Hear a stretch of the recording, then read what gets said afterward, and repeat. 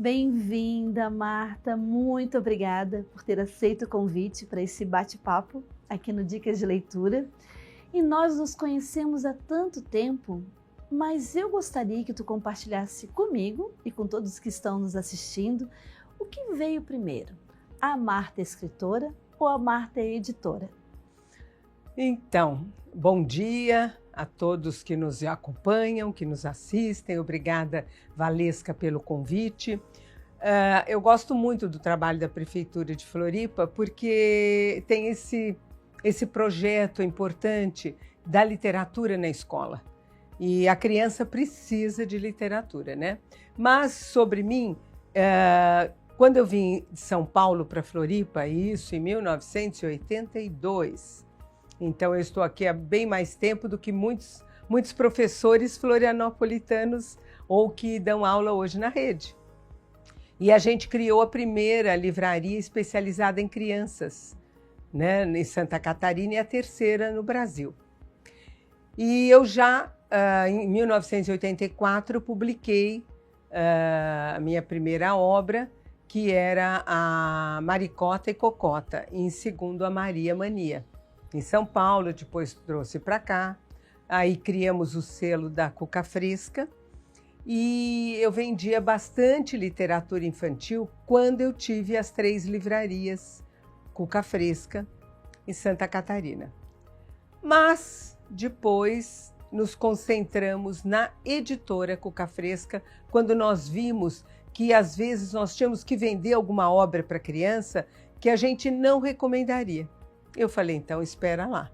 Então, em vez de eu vender uma obra que não aprovo para estar nas mãos de professores e crianças, vamos, então, editar, publicar as obras que nós recomendamos e que acreditamos, né? Cada um pensa de um jeito, a editora Cuca Fresca tem o seu jeito próprio de pensar. Que lindo, né? Saber que tu tens realmente esse comprometimento, ouvir de ti sobre o comprometimento. Mas eu ainda tenho uma curiosidade. Como que a Marta se fez leitora? Essa pergunta é importante porque é impossível a gente não ser leitora. É quase impossível, não é que é a única possibilidade. Quando a gente não tem uma família onde o livro é importante. Por isso que na BNCC se preconiza tanto a literacia, com esse palavrão que significa a literatura entre a família e a escola. Então, a minha mãe era professora. Então, isso já tem um diferencial daquelas devoradoras de livros. E a gente tinha uma sala, né, em casa, onde cheirava livros. A gente tinha coleções, não tinha como hoje uma variedade de títulos avulsos, mas tinham coleções primorosamente editadas. E minha mãe sempre contava histórias para nós.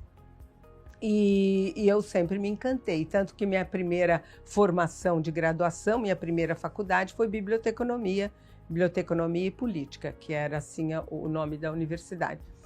E depois fiz letras e tal, mas sempre mergulhando em textos onde valores e conhecimento caminham juntos. E com todas essas atividades lindas, com essa trajetória, também tenho, assim, às vezes uma pulguinha. Esse nome, Cuca Fresca, da onde veio? Então esse foi um momento inspirado, né? Como eu acredito em Deus, foi um momento inspirado do alto. E eu estava com uma série de nomes interessantes que têm a ver com criança.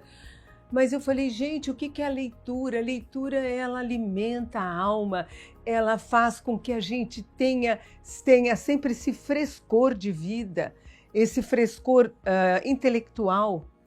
E aí veio Cuca Fresca, né? E que às vezes parece uma cuca aqui, principalmente em Santa Catarina, no sul, aquela arte, né, culinária famosa aqui.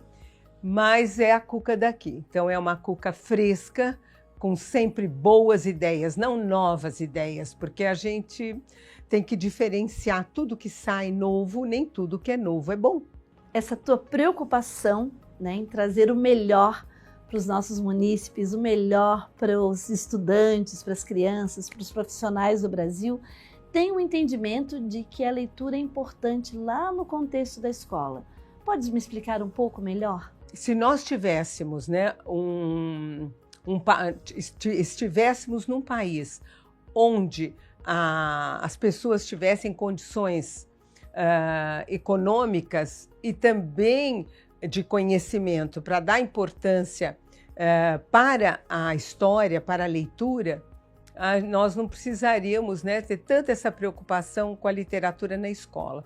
Mas a escola é onde acaba a criança se alimentando bem, pelo menos em Floripa, a gente vê que é qualidade, né? A gente viaja o Brasil todo, Floripa realmente preconiza, né, essa qualidade.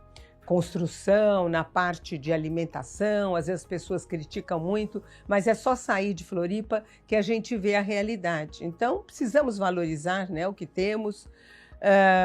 E a literatura, ela é uma das únicas formas onde o professor pode dinamizar, estender o seu trabalho na escrita, na linguagem, na linguagem matemática, na linguagem alfabética, através da literatura, da boa literatura. Não é tema que escolhe o bom livro. A gente está falando, por exemplo, sobre África, sobre a questão da negritude, minorias, então, um montão de livros sobre isso. A gente não escolhe o livro pelo tema. A gente escolhe o livro pela qualidade que ele tem entre um projeto gráfico e o seu conteúdo e o seu texto. Eu gostaria de saber se tu tens uma experiência em especial que tu gostarias de compartilhar, de enfatizar dessas tantas vividas na nossa rede. Então, vários, até eu nem vou enumerar, nem citar nomes de escolas, porque eu não quero falhar com nenhuma. Mas tem verdadeiras pérolas de experiências, porque o professor que está ali, a professora que está ali fazendo esse trabalho, ela se envolve de uma maneira completa. Não é mais a professora, é aquele ser que ama seus alunos, que gosta do que faz. Escolhi 1 ou 2 poemas da história do Brincar de Verdade, do livro de poemas. E as crianças, na hora que eu formei a roda, e que nós fomos cantando que era o Brincando de Rodas, as crianças foram se abraçando naturalmente. Eu não pedi para isso, era uma roda onde a gente estava cantando Brincar de Roda. Só que o conteúdo do poema, ele é altamente emotivo.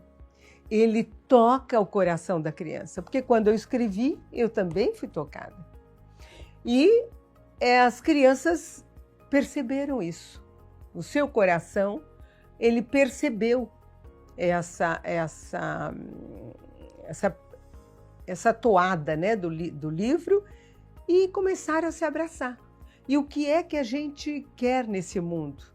É a paz, é a fraternidade, é a humanidade, que é um projeto maior do nosso país, do mundo. Marta, então, foi uma alegria conversar contigo. E eu agradeço novamente a tua presença e gostaria de saber se tu queres deixar alguma palavra em especial, falar algo para que a gente possa se despedir deste momento, deste encontro.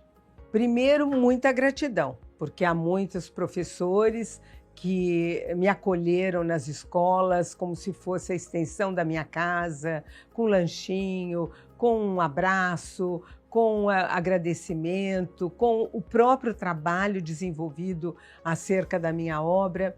Então, é muita gratidão.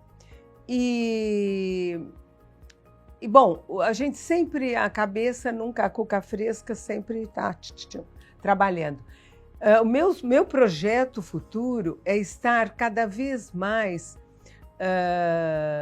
ampliando esse universo de leitura e visão do professor. Eu quero agradecer para todos os professores, pessoas que trabalham na escola, né? Porque não é só professores, coordenadores, o pessoal de limpeza, o pessoal do alimento, para todos que estão nesse corpo vivo da escola, onde a criança vai ter suas memórias afetivas, educativas melhores possíveis que a gente espera. Agradecer muito, como sempre vocês me receberam, me acolheram, né? Um cafezinho, um chazinho, um biscoito e um abraço e um agradecimento e o trabalho bem feito sempre, bem rico, né? Em todos esses aspectos pedagógicos, de leitura também. E eu estou sempre assim, né? Pensando em alguma coisa, vou trabalhar bem com este meu livro aqui agora, é a 2ª edição, saiu há 10 anos atrás e agora, o ano passado, reeditamos. E é um dia de cada vez, é como eu faço o meu lema, um dia de cada vez. Então são frases inspiradas, evolutivas, para que a gente não se deixe mergulhar com tudo que é involutivo hoje, que vem para nos prejudicar, que vem para nos tirar do prumo, que nem o construtor usa aquele prumo, né, na sua construção, nosso alinhamento.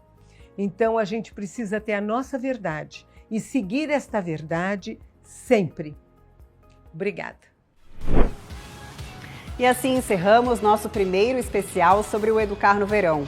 Foram dias de aprendizado, diversão e novas experiências para as crianças da rede municipal. No próximo programa, a gente mostra mais atividades que marcaram a temporada nesse período. Então não perca o próximo Educa Floripa. Até lá!